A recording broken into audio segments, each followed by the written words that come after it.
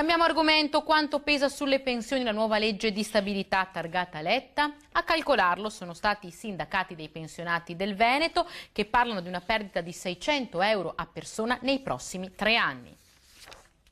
Letta e la sua legge di stabilità sul banco degli imputati, i pensionati del Veneto e i sindacati dalla parte dell'accusa.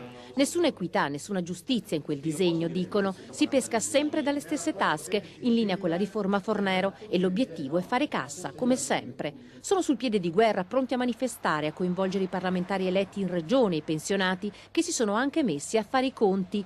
Quanto si prenderà lo Stato? 600 euro in media a persona nei prossimi 3 anni, che si aggiungono ai 2.000 che sempre gli stessi pensionati hanno già ceduto nel biennio precedente.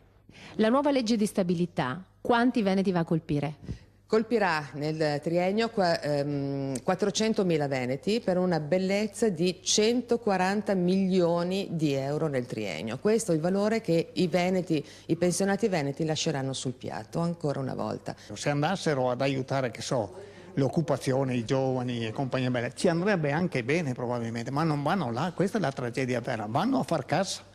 Verrà bloccata la perequazione, ovvero la rivalutazione al 100% delle pensioni sulla base del costo della vita. Interessate tutte le pensioni a partire dai 1.500 euro mensili lordi. Non sono i ricchi, dicono i sindacati, ma quelli che pagano le tasse da una vita. Perché dovrebbe ascoltarvi il governo Letta di questi tempi?